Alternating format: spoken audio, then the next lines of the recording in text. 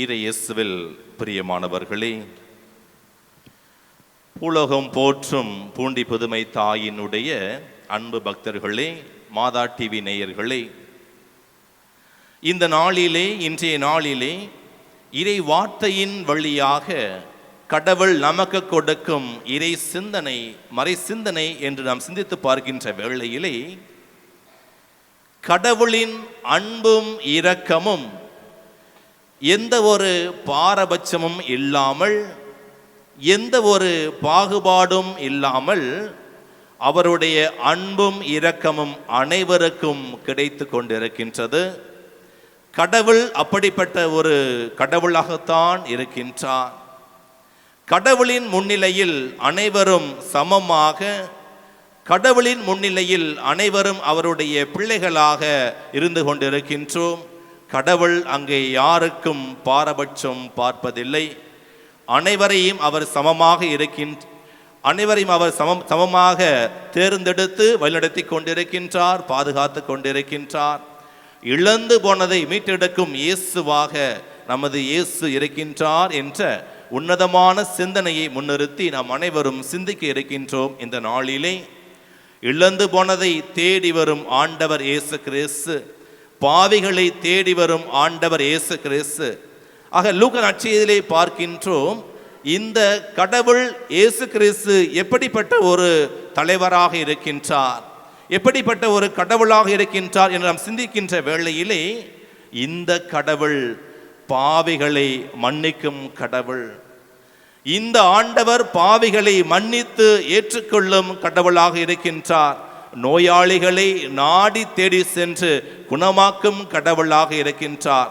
வறியோருக்கு ஆறுதல் கொடுக்கும் கடவுளாக இருக்கின்றார். உடல் ஊனமுற்றவரை கரம்பிடித்து தூக்கிவிடும் ஆண்டவராக இருக்கின்றார். புற இனத்தாரை ஒரே மந்தையில் சேர்க்கும் நல்ல ஒரு ஆயனாக இருக்கின்றார். இவர் சமுதாயத்தில் ஒடுக்கப்பட்டவரை அவருடைய நிலையிலிருந்து உயர்த்தி பிடித்துக் கொள்ளும் நல்லதொரு கடவுளாக, விடுதலை கொடுக்கும் கடவுளாக நம்முடைய ஆண்டவர் இருக்கின்றார்.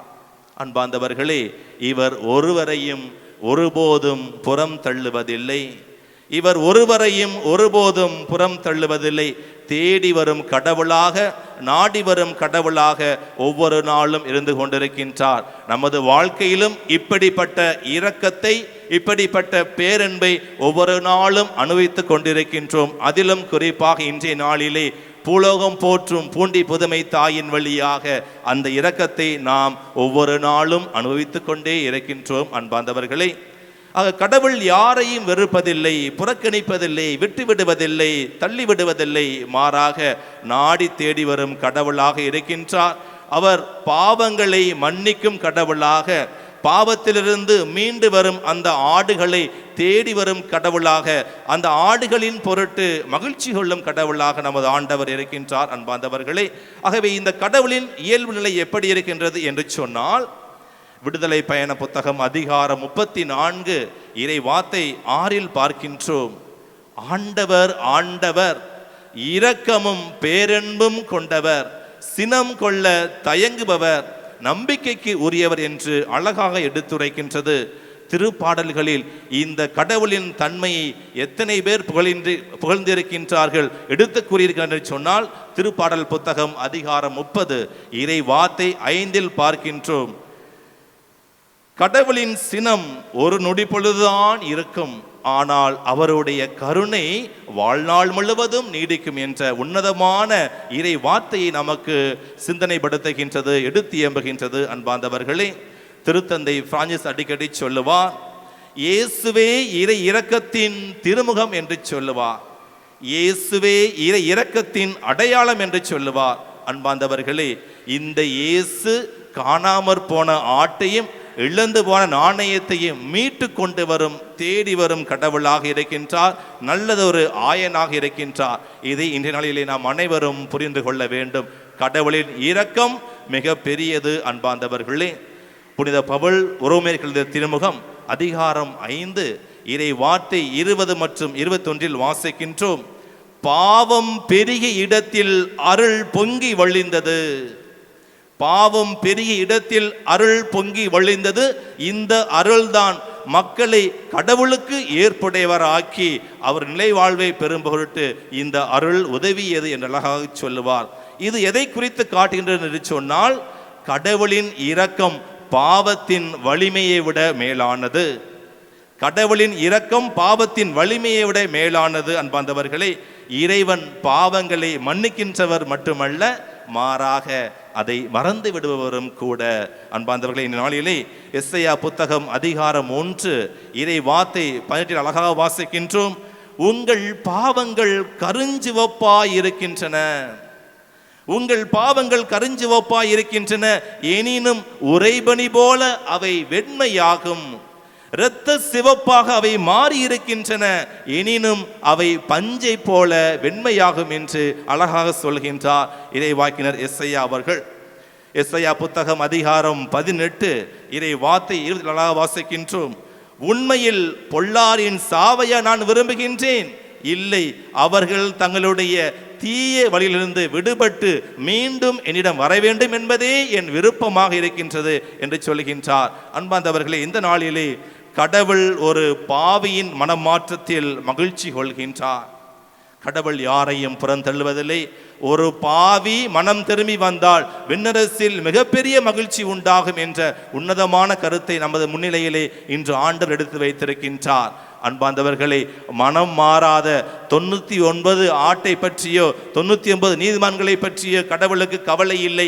மாறாக ஒரு பாவி மனம் மாறினால் அவருடைய உள்ளம் குளிரும், அவருடைய உள்ளத்தில் மிகப்பெரிய மகிழ்ச்சி ஏற்படும், விண்ணரசிலும் மிகப்பெரிய மகிழ்ச்சி ஏற்படும். ஆகவே ஒரு மனிதன் கடவுளுடைய அன்பிலிருந்து பிரிந்து செல்லும் பொழுது, தீய வழியில் செல்லும் பொழுது, கடவுளுடைய அந்த ஆட்டு மந்தையை விட்டு விலகி செல்லும் பொழுது, இந்த உலகமயமான வாழ்க்கையில் முழுவதுமாக மூழ்கி தன்னையே தொலைக்கும் பொழுது கடவுள் நாடி தேடி வருகின்றார்.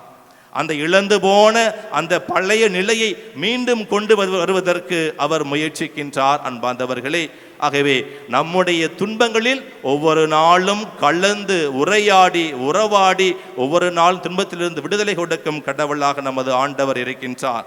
உன் கண்ணில் நீர் வடிந்தால் என் நெஞ்சில் உதிரம் சொட்டுதடி. இஸ்ராயல் மக்கள் எகிப்தில் படும் துன்பங்களை பார்த்து கடவுளும் அவர்களோடு துன்பப்படுகின்றார். வாழ்வில் வருந்தும் பசித்தோரில், நோயுற்றோரில், சிறைப்பட்டோரில், அந்நியோரில், அவர்கள் படும் துன்பங்களின் மத்தியில் கடவுளும் தன்னையே இணைத்துக் கொள்கின்ற அந்த பேரன்பு எவ்வளவு உயர்ந்தது. அன்பார்ந்தவர்களே, சவுல் கிறிஸ்தவர்களை துன்புறுத்த ஓடி செல்கின்றார். தமசு நகரை நோக்கி செல்லும் பொழுது அங்கே இயேசு அவரை தடுத்தாட்கொண்டு அங்கே அவரை சொல்லுகின்றார், நான் யார் என்று சொன்னால் நீ துன்புறுத்தும் இயேசு என்கின்றார். ஆக மக்களின் துன்பத்திலே தன்னையே முழுமையாக இணைத்து கொண்ட இயேசுவின் அன்பு மிக பெரியது. அன்பார்ந்தவர்களே, ஒரு கிராமத்தில் ஒரு கிறிஸ்தவர் இருந்தார். அவர் பெயருக்குத்தான் கிறிஸ்தவர். எந்த ஒரு நல்ல காரியங்களையும் அவர் செய்வதில்லை. ஏதோ அவருடைய இஷ்டம் போல் தன்னுடைய வாழ்க்கையை வாழ்ந்து கொண்டிருந்தார். ஊதாரித்தனமான வாழ்க்கை, ஒரு ஒழுக்கமான ஒரு ஆன்மீகமான வாழ்க்கையை அவர் வாழவில்லை. ஆனால் அவருடைய மனைவி அவருக்கு எதிர்மறையாக நல்லதொரு வாழ்க்கையை வாழ்ந்து கொண்டிருந்தார். அல்லது ஒரு கிறிஸ்துவ வாழ்க்கையை வாழ்ந்து கொண்டிருந்தார். அல்லது ஒரு உதவி செய்யும் ஒரு வாழ்க்கையை, அல்லது ஒரு கடவுளுக்கு முன்மாதிரியான ஒரு வாழ்க்கையை அந்த மனைவியானவள் வாழ்ந்து கொண்டிருந்தார். இந்த கிறிஸ்தவருக்கு, இந்த கணவனுக்கு ஒவ்வொரு நாளும் காட்டிற்கு சென்று மரங்களை வெட்டி அதை சந்தையில் கொண்டு விற்று அதன் வழியாக கிடைக்கும் இந்த சிறிய தொகையை வைத்துத்தான் ஒவ்வொரு நாளும் பிழைப்பை நடத்தி கொண்டிருந்தார்கள். அப்படி ஒரு நாள் இவர் கோடாலியை தன்னுடைய தோளில் போட்டுக்கொண்டு காட்டிற்கு சென்று கொண்டிருக்கின்றார். அவர் எதிராக ஒரு காய்ந்து பட்டு போன மரம் அங்கே இருக்கின்றது. இதை பார்த்து மிகுந்த மகிழ்ச்சி கொண்டு, இன்றைய நாள் இந்த மரத்தின் வழியாக எனக்கு பிழைப்பு கொடுக்க போகின்றது என்பதை உணர்ந்து அவர் அங்கே செல்கின்றார். அருகில் சென்று மரத்தை வெட்ட ஆரம்பிக்கின்றார். மரத்தை வெட்ட ஆரம்பித்தவுடனே அவருடைய மனதில் ஒரு குரல் கேட்கின்றது, நீயும் இந்த காய்ந்து போன பட்டு போன மரம் போன்றுதானே இருக்கின்றாய், உன்னையும் கடவுள் வெட்டி எறிய துணிந்தால் நீ என்ன செய்வாய் என்ற ஒரு அழகான குரல் கேட்கின்றது. திடுக்கிட்டு போகின்றார் மனிதர். அங்கே வேலையை விட்டு அவர் சிந்திக்க தொடங்குகின்றார். என்ன ஒரு குரல் இப்படி கேட்கின்றது என்று அவர் சிந்தித்துக் கொண்டிருக்கின்ற வேளையிலே மீண்டும் தனது சிந்தனையை தள்ளி வைத்துவிட்டு மீண்டும் அந்த மரத்தை வெட்ட ஆரம்பிக்கின்றார். இரண்டாம் முறை மரத்தை வெட்ட ஆரம்பிக்கும் பொழுது அதே குரல் கேட்கின்றது, நீயும் காய்ந்து போன பட்டு போன மரம் போன்றுதானே இருக்கின்றாய், உன்னை கடவுள் வெட்டி எறிய துணிந்தால் நீ என்ன செய்வாய் என்ற கேள்வி மறுமுறையும் கேட்கப்படுகின்றது. மறுபடியும் இவர் ஆச்சரியத்துக்கு உள்ளானார். என்ன செய்வது என்று சிந்தித்துக் கொண்டிருக்கின்ற வேளையிலே, இப்படியே சிந்தித்துக் கொண்டிருந்தால் இன்றைய நாள் எனக்கு பட்டினியாகத்தான் முடியும் என்று மீண்டும் மரத்தை வெட்ட ஆரம்பிக்கின்றார். மூன்றாவது முறையும் இந்த குரல் மிகவும் அதிக சத்தமாக இவருக்கு கேட்க ஆரம்பிக்கின்றது. நீயும் இந்த காய்ந்து போன பட்டு போன மரம் போன்றுதானே இருக்கின்றாய், உன்னை கடவுள் வெட்ட துணிந்தால் நீ என்ன செய்வாய் என்ற கேள்வி மீண்டும் கேட்கின்றது, குரல் கேட்கின்றது. இதனால் திடுக்கிட்டவர் எழுந்து இது உண்மையிலேயே இறைவனின் குரல்தான் என்று சொல்லி விரைவாக வீட்டை நோக்கி ஓடுகின்றார். அங்கே வீட்டில் உள்ள திருஹிருதய ஆண்டவர் படத்தின் முன்பாக முழந்தாள் படியிட்டு கண்ணீர் மல்க ஜெபிக்கின்றார். ஆண்டவரே, இந்நாள் வரை நான் காய்ந்து போன பட்டு போன மரம் போன்று இருந்தேன், உம்முடைய இரக்கத்தின் வழியாக இந்நாள் வரை என்னை உயிரோடு வைத்திருக்கின்றாய். ஆண்டவரே, உமக்கு நன்றி கூறுகின்றேன், இனிமேல் நான் நல்லதொரு வாழ்க்கையை வாழ்வேன் என்று அங்கே உறுதி கொள்கின்றார். கண்ணீர் மல்க அங்கே ஜெபிக்கின்றார். அன்பார்ந்தவர்களே, இதை பார்த்த மனைவி ஆண்டவர் இவரை மனமாற்றி விட்டார் என்று முழுவதுமாக நம்புகிறார். அன்பார்ந்தவர்களே, இந்த நாளில் நமக்கு கொடுக்கப்படும் இந்த சிந்தனை என்னவென்று சொன்னால், கடவுள் பாவிகளின் அந்த மனமாற்றத்தில் மகிழ்ச்சி கொள்கின்றார். கடவுள் யாரையும் விட்டுவிடுவதில்லை, யாரையும் புறக்கணிப்பதில்லை. மனமாற தேவையில்லாத 99 அந்த நீதிமான்களை குறித்து ஆண்டவர் ஒருபோதும் கவலைப்படுவதில்லை. நம்முடைய வாழ்க்கை எப்படி இருக்கின்றது சற்று சீர்தூக்கி பார்ப்போம். அன்பார்ந்தவர்களே, எனது வாழ்க்கை மனமாற தேவையில்லாத 99 ஆடுகளை போல இருக்கின்றதா, அல்லது மனமாற துடிக்கின்ற அந்த ஒரு ஆட்டை போல ஆண்டவரின் தோளில் சாய்ந்து உறங்கக்கூடிய வாய்ப்பை பெறுவோம் என நாம் நம்பியிருக்கின்றோமா? அன்பார்ந்தவர்களை சிந்தித்து பார்க்க வேண்டிய மிகப்பெரிய ஒரு அழைப்பு இந்த நாளிலே.